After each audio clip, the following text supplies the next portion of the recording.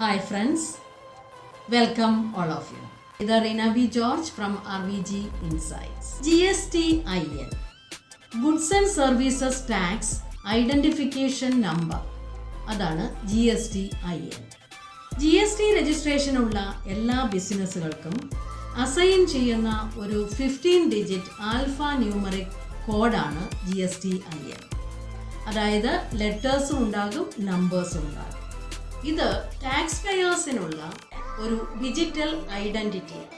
സാധാരണയായി GST number എന്നറിയപ്പെടുന്ന GSTIN tax filing, invoicing, input tax credit എന്നീ കാര്യങ്ങൾക്കെല്ലാം വളരെയേറെ സഹായകരമായ ഒരു നമ്പറാണ്.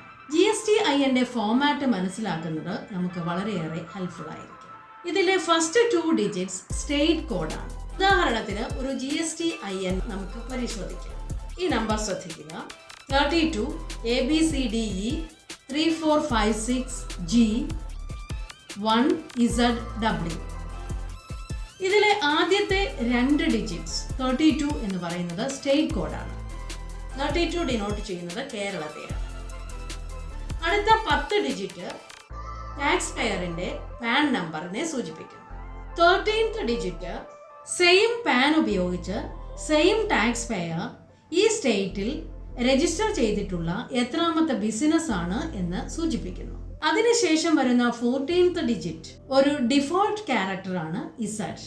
അത് ഭാവിയിൽ വരുന്ന യൂസിനു വേണ്ടി ഉപയോഗിക്കുന്നതിനുള്ളതാണ്. ഇപ്പോൾ പ്രത്യേകിച്ച് അതിന് യൂസ് ഒന്നുമില്ല. ലാസ്റ്റ് ഡിജിറ്റ് 15th ഡിജിറ്റ് അത് 0 to 9 വരുന്ന ഒരു നമ്പർ ആകാം, അല്ലെങ്കിൽ A to Z വരുന്ന ഒരു ലെറ്റർ ആകാം. നമ്മളുടെ ഉദാഹരണത്തിൽ ഇത് W ആണ്. ഇത് ഒരു ചെക്ക് സം ഡിജിറ്റ് ആണ്. ഇത് എറർ ഡിറ്റക്ഷനു വേണ്ടി ഉപയോഗിക്കുന്നതാണ്. ഇനി GSTIN ലഭ്യമാക്കുന്നത് അല്ലെങ്കിൽ അതിന് അപ്ലൈ ചെയ്യുന്നതിനുള്ള പ്രോസസ് എന്താണെന്ന് നോക്കാം. GST രജിസ്ട്രേഷനുള്ള ആപ്ലിക്കേഷൻ പ്രോസസ് കംപ്ലീറ്റ് ആയാൽ ഓരോ ടാക്സ് പെയർക്കും ഒരു യുണീക് നമ്പർ ലഭിക്കുന്നു. ഇതാണ് GSTIN. ഇനി GST രജിസ്ട്രേഷൻ എങ്ങനെ ചെയ്യാം എന്ന് നോക്കാം. GST registration free of cost ആണ്. ഫസ്റ്റ് സ്റ്റെപ്പ് എന്നുള്ളത് GST പോർട്ടൽ വിസിറ്റ് ചെയ്യുക. www.gst.gov.in എന്ന വെബ്സൈറ്റ് ആണ് GST പോർട്ടൽ. ഇതില് click services, then drop down മെനുവിൽ രജിസ്ട്രേഷൻ ക്ലിക്ക് ചെയ്യുക, ന്യൂ രജിസ്ട്രേഷൻ ക്ലിക്ക് ചെയ്യുക. അടുത്തതായി personal and business details fill ചെയ്യുക. പാൻ നമ്പറും കോൺടാക്ട് ഇൻഫർമേഷൻസും നൽകുക. അടുത്തതായി proof of identity, address, bank details എന്നിവയ്ക്കുള്ള ഡോക്യുമെന്റ്സ് അപ്ലോഡ് ചെയ്യുക. OTP ഉപയോഗിച്ച് മൊബൈൽ നമ്പർ വെരിഫൈ ചെയ്യും. അതിനുശേഷം ഡിജിറ്റലി സൈൻ ചെയ്യുന്നത് ആവശ്യമുണ്ടെങ്കിൽ അങ്ങനെ ചെയ്ത് ആപ്ലിക്കേഷൻ കംപ്ലീറ്റ് ആക്കി സബ്മിറ്റ് ചെയ്യുക. ആപ്ലിക്കേഷൻ അതോറിറ്റീസ് പരിശോധിച്ച് അപ്രൂവൽ നൽകിയാൽ GSTIN ലഭിക്കും. ഇനി GST രജിസ്ട്രേഷൻ നടത്തുന്നതിന് വേണ്ടിയുള്ള ഡോക്യുമെന്റ്സ് എന്തൊക്കെയാണ് എന്ന് നോക്കാം. ഒന്നാമതായി പാൻ കാർഡ്. അടുത്തതായി പ്രൂഫ് ഓഫ് ബിസിനസ് രജിസ്ട്രേഷൻ. അത് ലൈക്ക് ഇൻകോർപ്പറേഷൻ സർട്ടിഫിക്കറ്റ് അല്ലെങ്കിൽ പാർട്ണർഷിപ്പ് ഡീഡ് ഇങ്ങനെയൊക്കെ ആകാം. മൂന്നാമതായി identity proof like Aadhaar card, passport etcetera.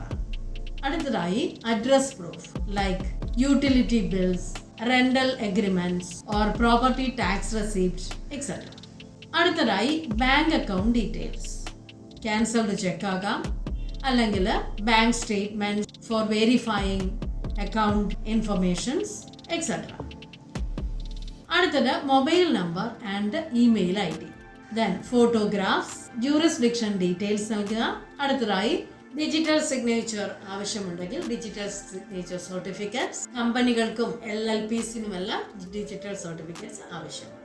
ഇനി GSTIN ലഭിച്ചതുകൊണ്ടുള്ള ബെനിഫിറ്റ്സ് എന്തൊക്കെയാണ് എന്ന് നോക്കാം.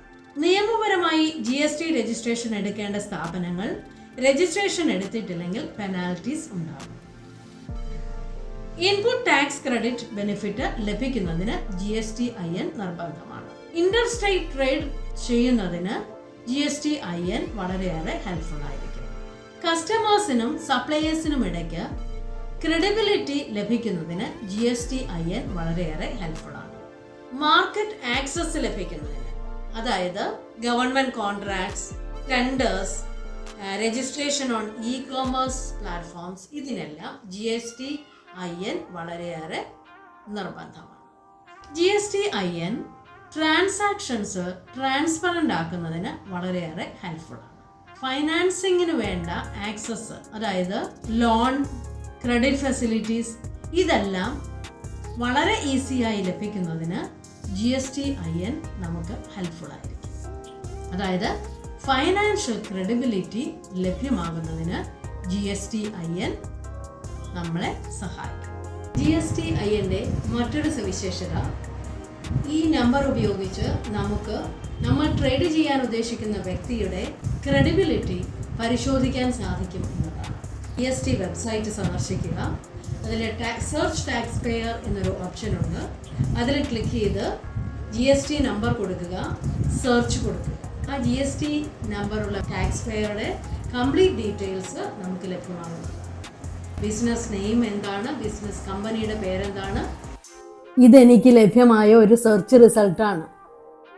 ലീഗൽ നെയിം ഓഫ് ബിസിനസ് ചെയ്യുന്ന സ്ഥലത്തിൻ്റെ പേര്, ഏതൊക്കെ ഗുഡ്സ് ആൻഡ് സർവീസസ് ബിസിനസ് ചെയ്യുന്നു, റെഗുലറായി ഫയലിംഗ് നടത്തുന്നുണ്ടോ, ഏത് ഡേറ്റിലാണ് ഫയലിംഗ് നടത്തിയത്, ഇങ്ങനെയുള്ള കംപ്ലീറ്റ് ഡീറ്റെയിൽസ് നമുക്ക് ലഭ്യമാകും.